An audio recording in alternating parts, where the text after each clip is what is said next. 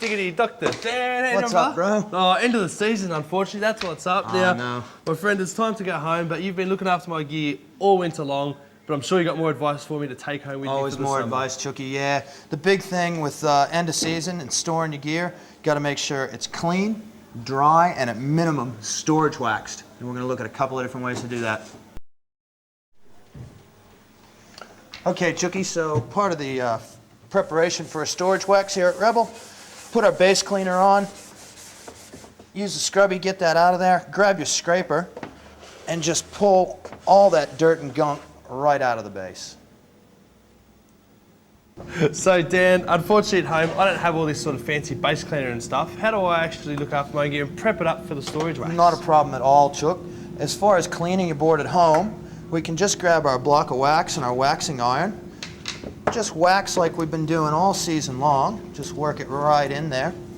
But instead of waiting and going having that all-important beer while the wax cools down to room temperature, we're going to do the hot scrape. And the hot scrape's going to pull all the dirt right out of the board.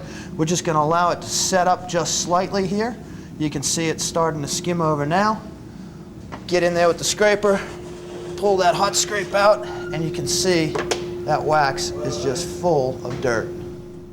Now that my stuff's been dried, it's been cleaned, it's scraped, it's prepped up, ready for a storage wax. Absolutely, Chuck. Where do I go from? I'm here now. And what is a storage wax? Why is it so important?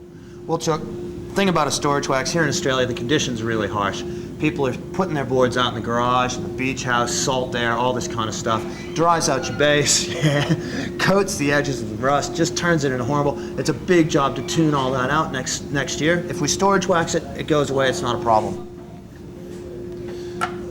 Basically, Chucky, what we're going to do, we're going to put a nice thick coat of wax on here, just the same way we've been waxing all season long. Now, am I putting more wax than I usually would? Yeah, a bit thicker, definitely. But what the real deal is, you want to pay close attention to just rolling that wax over the edge with the iron and letting it dry right on there so that your edges are protected.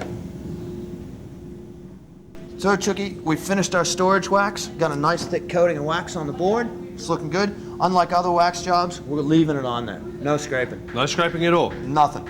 That's our protective layer for the summer. Autumn comes around, we come up the hill for the first time, maybe hit it with a hot iron, scrape all that wax off, and like you normally would, you're ready to ride. Okay, gang, Dr. Dan's tip of the week. We've got two of them this week.